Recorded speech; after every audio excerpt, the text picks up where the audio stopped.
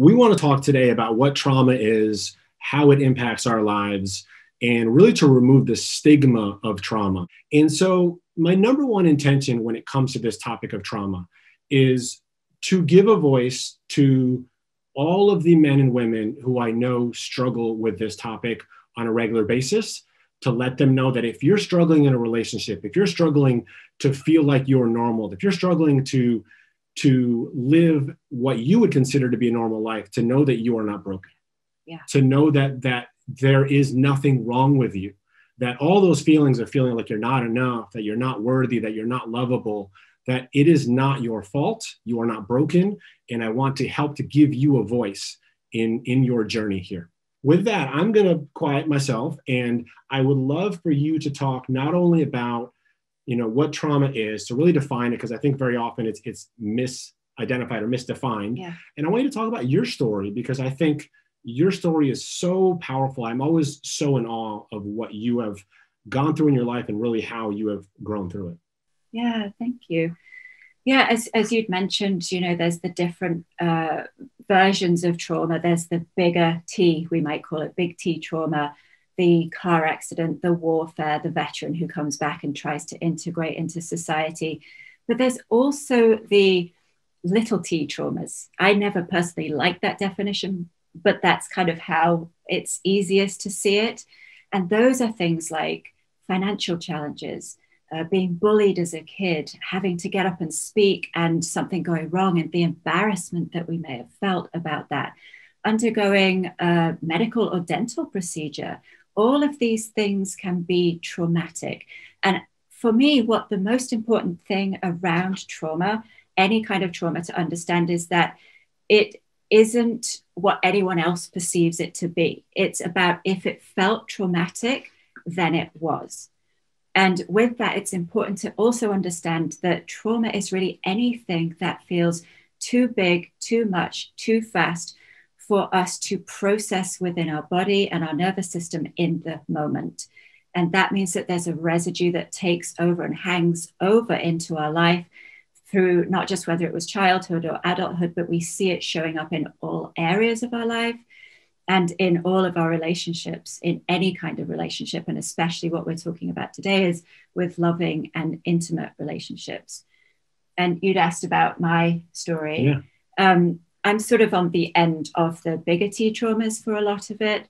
I won't go into all of it. There's not time for that, but just a few pieces of that. The day I was born, my grandmother tried to kill herself. That was the beginning of me feeling unworthy of existing, feeling like there was something about me that was inherently bad and shameful that had caused somebody else so much pain that they wanted to take their own life. And with work through that, I obviously realized that that was her stuff, her challenges, her trauma. But the beliefs and the impact of that has been something that has very much informed my life. I grew up in a very unsafe family environment. My father was an abusive, violent alcoholic. Would frequently see him beating my mother, would feel like I wanted to protect her, but would get caught in the crosshairs and be involved in that. There was one occasion I remember particularly when my mum was actually trying to escape. She'd gotten into the car. He'd already raped and beaten her. And so as she was trying to escape, he had climbed onto the car and was trying to smash the windscreen. I had yelled through the window for him to stop. He turned, ran after me, and she managed to escape, but I was beaten. And so it's not so much the event, but it's the beliefs and the meaning that I gave to that. And that was, I'm not worthy of protection. Nobody is safe. Can't trust anybody.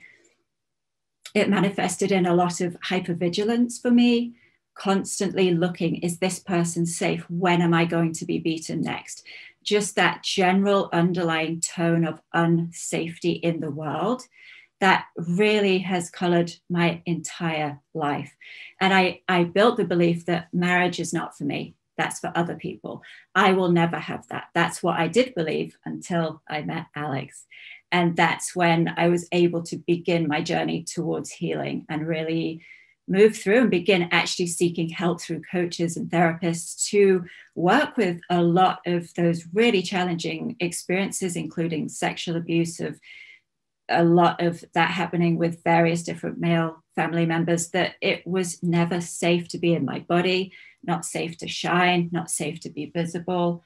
And the feeling that even down to a conflict is unsafe, an argument. I would frequently say to Alex at the beginning of our marriage, oh, we've had a fight, that means you're going to leave.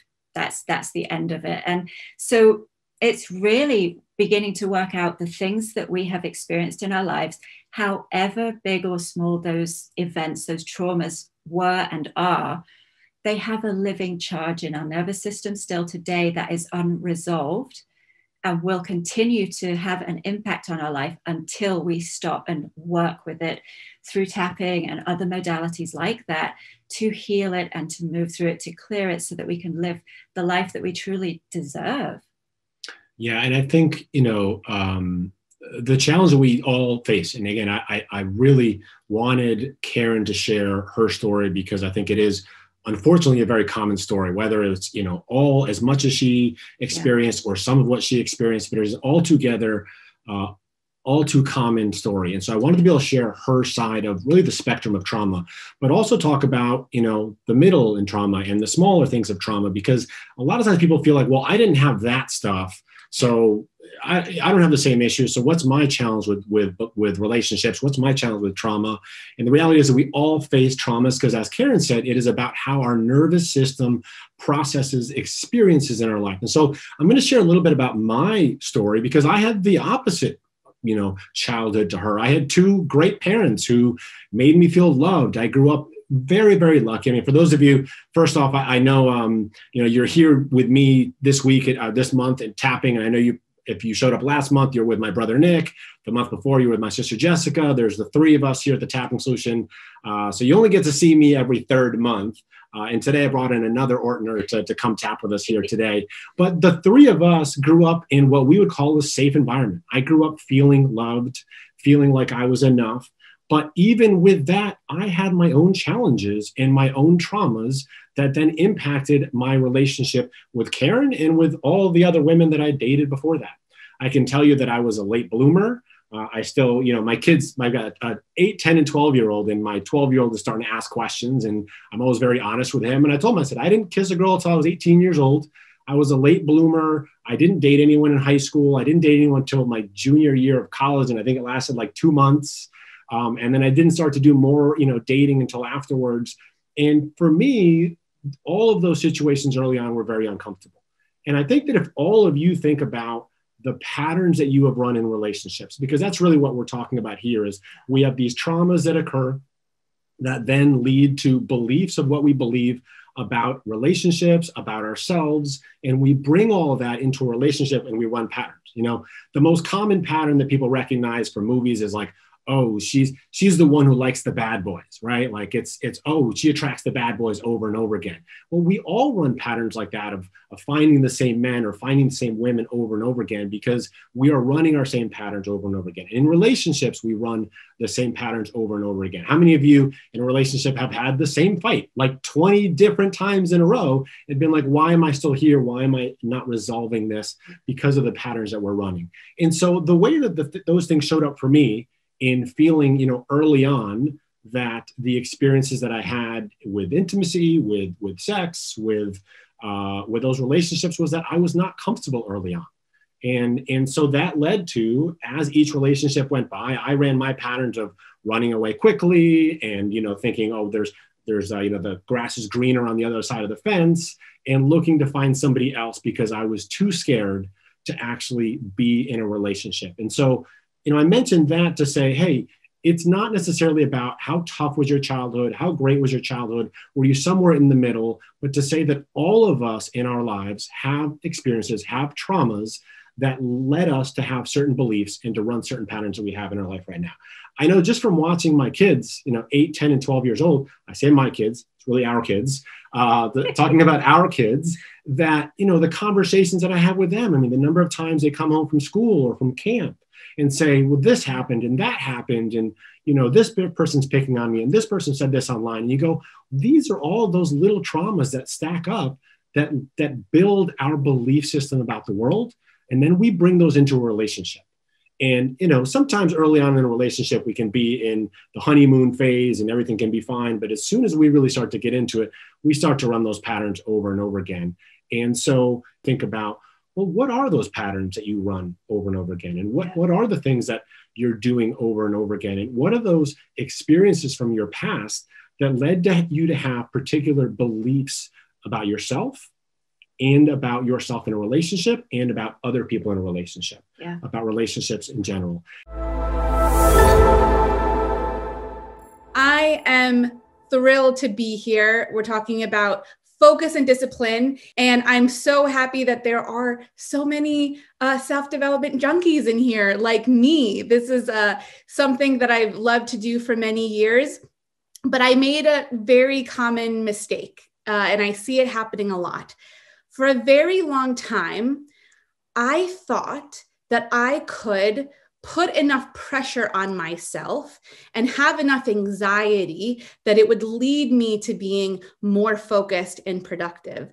For a long time, I was trying to hate myself happy, criticize myself thin, shame myself wealthy. I looked at my critical voice and self-talk, and I felt kind of proud of it, to be honest. I thought, you know, if I can just be hard on myself, then I can kick my butt into gear and finally get that focus that I want. And this is the tricky thing about stress and pressure, is that it actually works for a very short time. If we put a lot of pressure on ourselves, we're feeling a lot of stress, we'll have that buildup of pressure and we'll take action. And for a short time, we're going to stay focused, right? We're going to get it done. But then what happens? We find ourselves sabotaging ourselves. We sabotage our own success. We get exhausted. We get distracted, because our action is being fueled by pain and not by purpose and desire. And so I was doing this over and over again, this cycle. Be hard on myself, be critical, push myself forward, take action, be a little focused, self-sabotage. Einstein says that insanity is doing the same thing over and over again and expecting a different result. And I had to be honest with myself and realize that my strategy was insane. And it's really hard to wake up to this because, like I mentioned, it does work for short bursts. But if we're looking for long-term focus, for long-term momentum, we need to take a different approach. And to do that, it's important to look at some of the blocks around focus and discipline. And that is what we're going to be doing here. So one of the biggest blocks, block number one, is self-sabotage through procrastination. And this is what I see happening all of the time.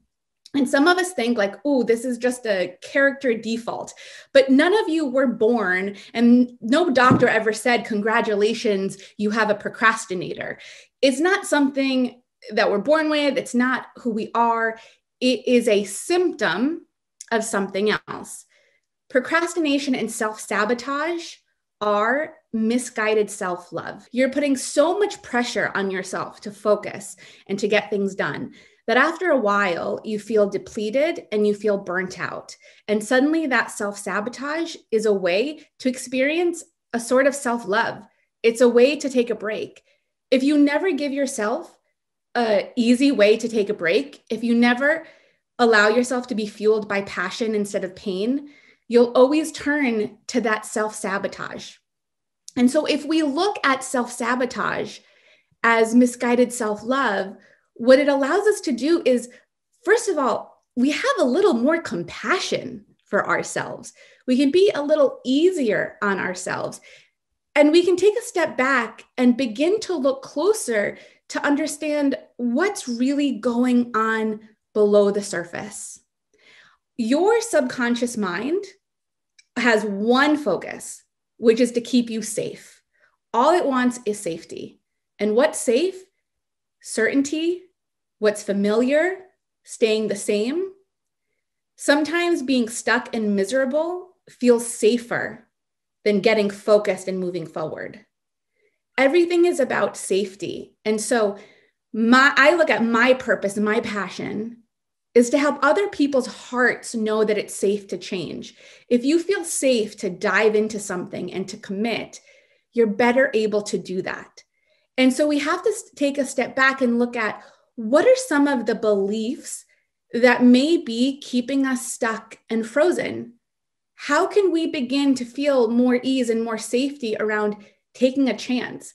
Because focus and discipline is about taking a chance. It's about diving in. It's about trying something new. It's about commitment. And that can seem very scary.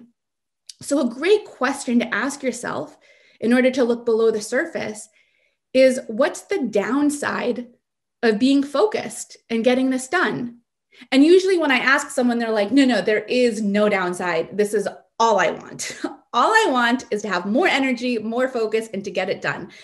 But when we really slow down and we look at that self-sabotage, we look at the times where we know what to do, but we just aren't doing it, we might reveal and discover some limiting beliefs.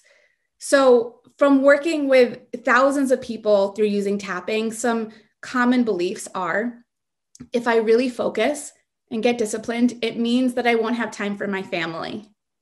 Now, this community, that's not how we roll. We know that this isn't just about achievement, that this is about quality of life. Brendan makes that clear. But there is something different between logically knowing something and your body knowing it and truly believing it. Sometimes we tell ourselves something, but we still feel that fear in our body. We can be so positive, we can say all the right things, but we have that tightness in our chest when we want to start. We have that fear in the pit of our stomach. And this is why I love tapping, because it is a tool that uses the mind and body.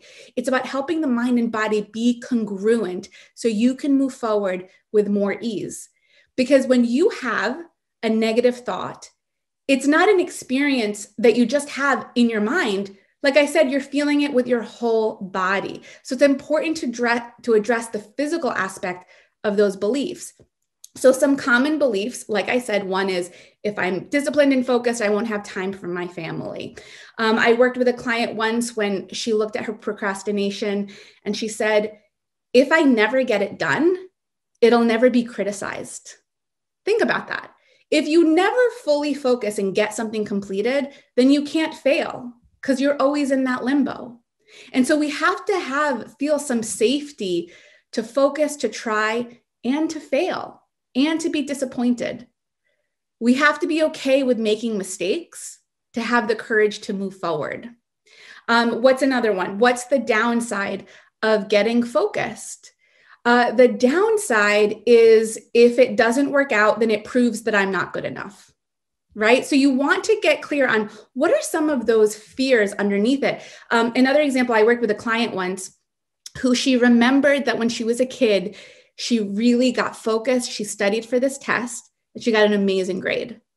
And she ran home and she couldn't wait to tell her mom. She told her mom, and her mom said, hush, you're going to make your sister upset, because her sister was struggling in school. And so suddenly she creates this belief that my success makes other people feel bad. And so she was always sabotaging herself and stopping herself. If you have a community of friends who always complain about finances or their weight or whatever it is, and suddenly you achieve that thing, will you then feel left out, like you don't belong anymore? Now, I'm giving you these examples so that you can begin to explore and simply reflect. Maybe something comes up, maybe it doesn't. But the key here is to give ourselves an opportunity to realize, what are some of the beliefs that are keeping me stuck, that are keeping me playing small, that are keeping me from focusing? Hello, everyone. Welcome.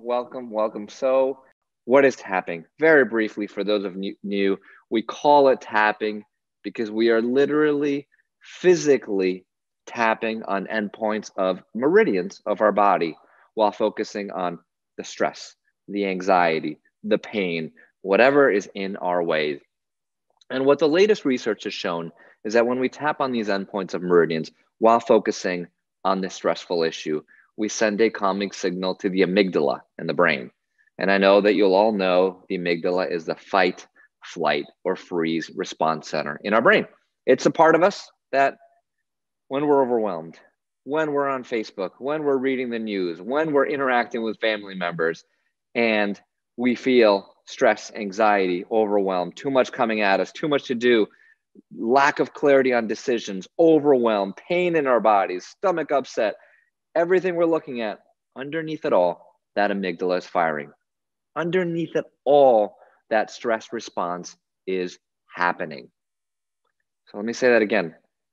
Family relationships, pain in our bodies, the news, COVID, all these things, any place in your life where you feel stuck, where you feel like something isn't working properly, where you want something to change, I guarantee you that associated with that challenge is a stress response somewhere.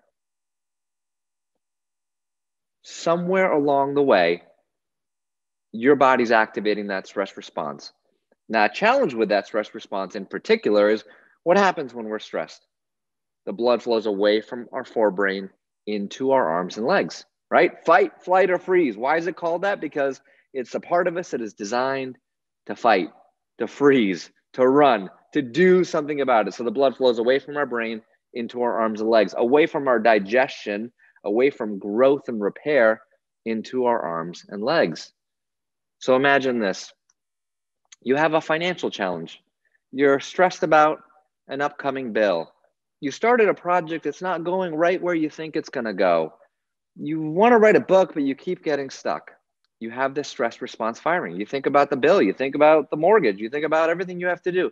That stress response is firing. Now imagine we activate this. So we think, okay, when that fight or flight response is firing, I'm like being chased by a tiger or a lion, this ancient response, right? This ancient response to danger. So there you are. You're being chased by a tiger or a lion or a bear or whatever you want to imagine. You're feeling that stress. And I come jogging up next to you and I say, hey, I see you're having a challenge getting started on that book. I've got some ideas for you.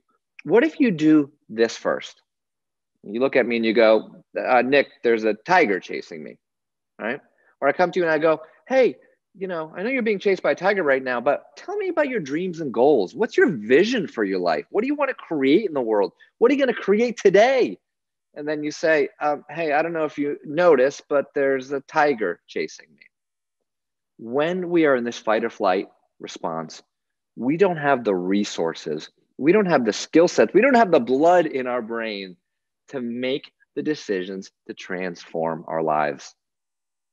What's so powerful about tapping, what's so powerful about anything that turns off that response, that brings us to that place of peace, is that when we do that, we activate our inner resources. We activate all that goodness and creativity and joy. All those things are available when we allow ourselves to relax, when we allow ourselves to feel safe, when we release trauma from the past, when we begin conditioning our body to let go.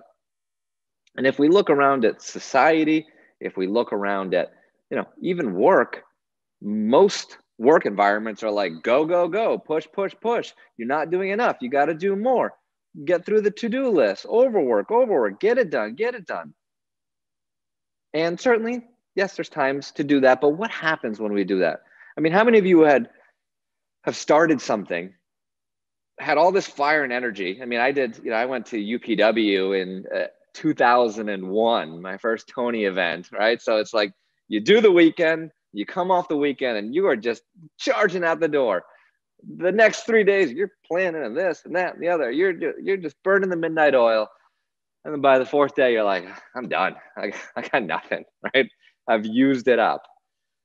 Willpower, this energy, it's a muscle. It is something that runs out. But I'm going to propose all the times we meet as your Growth Day coach when I come back is that there is a way to create that energy when you need it. And then there's a way to rest when you need to rest. There's a way to be focused and disciplined while being relaxed at the same time. And that is what's possible when we begin to train our body to feel differently, to relax, to let go. So, the theme for this month is wellness.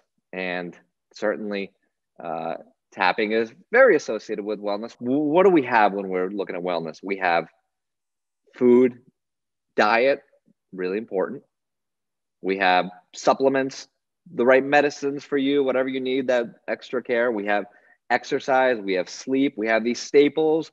Then we have this new world of stem cells and biohacks and this, that, and the other. And I'm a fan of all it. I listen to all the podcasts and I try the supplements and I do this, that, and the other. But I've been thinking a lot recently about those external things. And we're certainly conditioned as a society to think, oh, well, give me that bottle of pills. And most people are conditioned to go to the doctor. I'm feeling this audience is not, right? They don't take too many white pills, hopefully. But this audience probably takes a lot of brown and weird colored pills, right? Where we go, okay, I'm not into the doctor stuff, but the supplements I'm into it. And I'm with you. I mean, the amount of money I've spent on supplements in my life is dramatic. And potentially, many of them are great. But if I have to stack a bottle of something, an external bottle of something that someone manufactured, that someone else told me to get, that someone said this is going to be good for me. Just think about that. So this is the stack. This is the competition we have here. We have this bottle of something that someone else told you to take that maybe you can digest, maybe you can't, maybe it's good for your liver, maybe it's not, who knows? Or we have this tapping thing. We have this weird thing where we're tapping on endpoints of meridians of our body. And we stack the two, and this is what I see. The supplements, I don't know what it's going to do. It might be good. It might actually be bad. I hate to say it, right? Some people are like, nope, you don't need that, or your liver doesn't do well with that, or it does nothing, and you're paying a lot of money for it. That costs money too, by the way.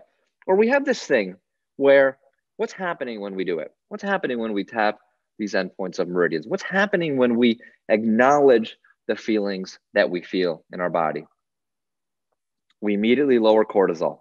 So research study that's been done on tapping, it was just replicated, meaning it was done again by a different researcher. There was 3 groups. They all spit into a tube, their saliva. They measured cortisol before and after. Cortisol, the main stress hormone. When you're stressed, when you're overwhelmed, cortisol is high. It peaks and valleys throughout the day, but too much cortisol means too much stress.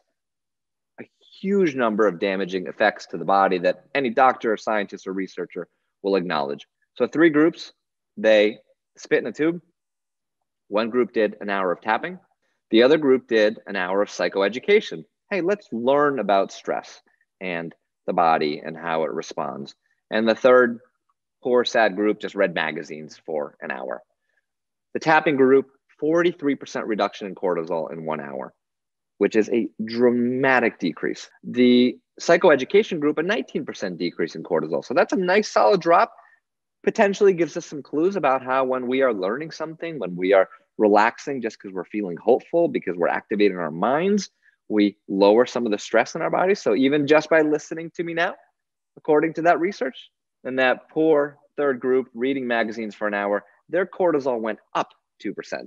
So sitting there, maybe bored. I like to say, hey, let's do that study again with Facebook. How about your Facebook news feed? See what that does to your cortisol. Maybe go on Instagram, maybe read the news. Let's see what that does to your cortisol. So we see a clear definition of a dramatic drop in cortisol from tapping on endpoints of meridians of our body. And what happens when you lower the cortisol? That's just one effect. When you lower the cortisol, when you relax your body, everything works better. There is zero doubt, and you've all had the experience, when you are more relaxed, your body works better. It's not like maybe, or, oh, I hope I take the right supplement, or there's no ifs, ands, or buts. If you are more relaxed, if you release tension from your body, if you release stress from your life, your body works better. End of story. No one's arguing. Now, if we look at diet, for example, food diet, really important, but we can't decide what to eat, right? So no one knows. Diet itself is so stressful for people. You know, I have I have a gut health meditation inside the app. And I just heard from someone who said that she used it for 3 weeks. She had had gut problems for a year, had tried everything, nothing had worked. She did it once a week for 3 weeks, and she says she is completely transformed. In that gut meditation, one of the things that I go over is just the stress of food. We have supplements, we have diet, we have all these external things that we're doing our best with. We're trying to control, we're trying to live a healthier life, we're trying to stay up to date with the podcast, but it is challenging because we don't have definitive answers. What we do have definitive answers about is the fact that if you release stress and anxiety in your body, if you let go of that anxiety, if you find a way to calm down more than you have before, everything will work better in your life. It's important to understand that confidence is not the absence of fear. It is the courage and strength to take action despite the fear. So what I want to share with you just to get going is something that I call the action gauge. And we have on one side, we have fear. And on the other side, we have our action limit. And I want you to think about this as you think about anything that you go to do in your life where you go, I really want to take this action, but I'm not taking this action. Because there are two things that are going to drive our ability to do that. One's going to be the fear and how high it is. And the other thing is going to be our action limit of how far up we are willing to take action on based on fear. Different people have different limits of comfort of what they're willing to push through. Let's say that your fear is a level 8 and your action limit, which is your confidence, which is how assured you are of what you're going to do, is a level 2. How likely do you think that you are going to take action if your limit on taking action is a level 2 with fear, but the task that you want to accomplish is a level 8? Not very likely, right? So there are two things that we can do in order to actually build confidence or to actually take action. Again, it's not just confidence that we want. Because let's say we go from a 2 and we build confidence and we go up to a 3 or a 4 or a 5. Let's say we get so confident and willing to take action that we're at a level 6, but that fear is still at a level 8. Will we take action? We're still not going to take action, right? So what we're doing is we're building confidence. So you're going, well, wait a second, I'm building confidence. I think I can do it, but why am I still not willing to take action? Why am I still feeling stuck and unwilling to move my life in the direction that I want? So there's two things that we have to think about when it comes to actually taking action. There's two things we can do. Number one is we can lower the fear and we can raise our comfort level with discomfort. We can raise our action limit of what we have.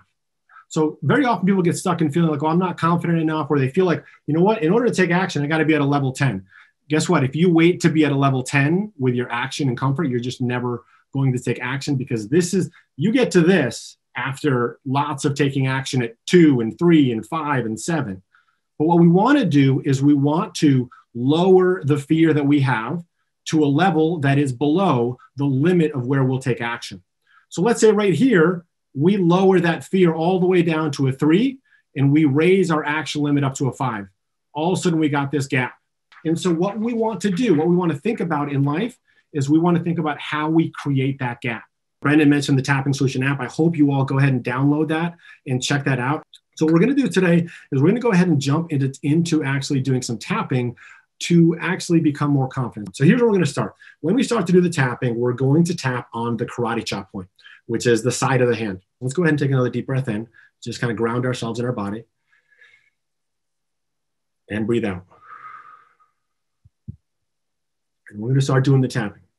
And on parts of this, I'm going to leave some blanks in here, and you can just fill in the blank for yourself on what it is that you're feeling that is strongest for you. So tapping on the side of the hand, even though I'm feeling all this, and then fill in the blank for you. What is that for you? Just repeat after me.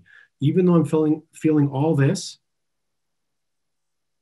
I acknowledge and accept what I'm feeling right now. I want to find a way to release it now. Now we're going to go through the different points on our body. Just look at what I'm doing. Don't worry about getting it right or getting it wrong. We'll tap on the face. When we tap on the face, you can do both sides. You can do one side. You can do the other side. Doesn't really matter. All this and fill in that blank. Inside of the eye, and I'll start to fill in some of these blanks too. All this stress in my body. Under the eye, all this fear in my body. Under the nose, when I think about taking action, chin point, I get stuck in fear. Go to the collarbone point. This is, if you find your collarbone point, you can go down an inch and out an inch. You can do it with both hands. This is a really easy one to do with both hands. All this fear in my body.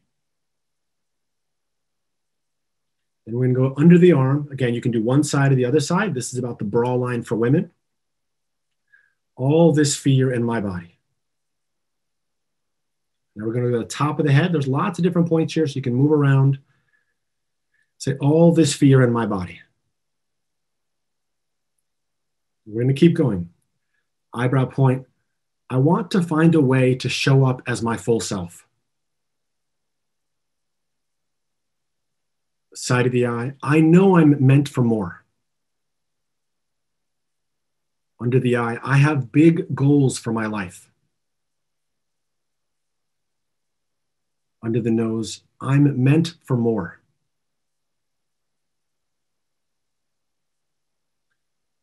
Chin point, because I choose more for my life.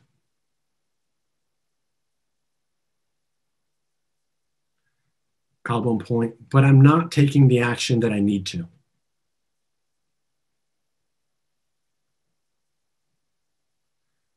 Under the arm, I've been stuck in fear and stress and overwhelm.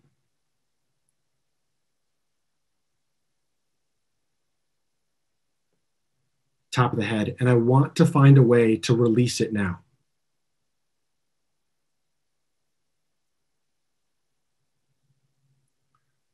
Eyebrow point, when I think about this thing I want to achieve,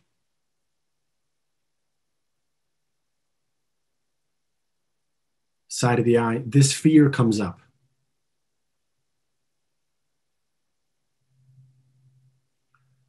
Under the eye, maybe it's the fear of messing up. Under the nose, or the fear of what other people will think of me. Chin point, I get stuck in all this fear. Collarbone point, and so I don't show up as who I know I am. Under the arm, but I choose to shift that now.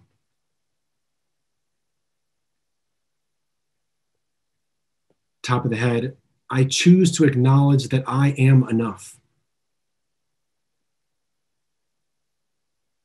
Eyebrow point, that I won't let my fears hold me back.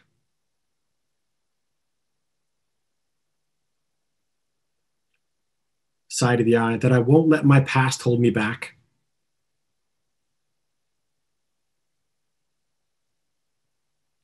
Under the eye, that I won't allow the opinions of others to hold me back.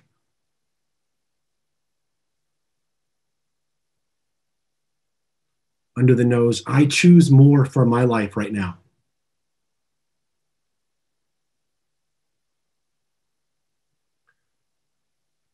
Chin point, to raise my action limit.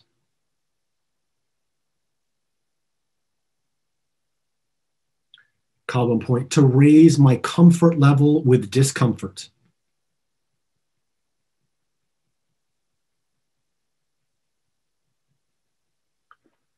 Under the arm, I choose to take imperfect action.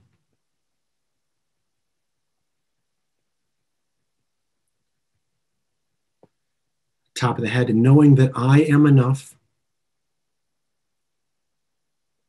and that I am safe. I want you to go ahead and stop there and take a deep breath in and breathe out. And just feel into your body and notice what you're feeling, what came up for you. So what I want to do now is to reconnect with what we were feeling. So if you wrote down before in your journal, or you wrote in the comments that you were afraid of starting a business and it was at level 8, or you were really anxious at a level 7 about, talking to other people, I want you to go ahead and write in the chat and tell me what's come up for you now, or what that level is at now. So notice in, feel into your body, and let me know what you were at before and what you're at now. So maybe you were at an 8 before and you're at a 4 now. Maybe you were at a 7 before and you're at a 3 now. Or maybe you were at an 8 before and you're at a 7 now and it really hasn't shifted too much. What the number does is it gives us feedback. And if that wasn't exactly what we needed to tap on, we can find other ways. Maybe that wasn't the core issue of what you needed to tap on. Now remember, going back to this, what we need to do with whatever we're feeling in any moment, whatever that next step is for you, where you need to build that confidence to take action, is we just want to get those numbers down. So if we were living at a 4, all of you, if you're thinking about your task at an 8, it might be down to a 3 now. And maybe you raise your action limit and now you got that gap to go, hey, you know what? Maybe I'm willing to take some action on this. Maybe I'm willing to put myself out there. This can be your day for personal growth. This can be that day you committed to and you remember and you go, that was the day I got myself a community. I got better coaches. I committed to making my life the absolute best that I could. This is that day. Make today your growth day. Click the button on this page and sign up right now.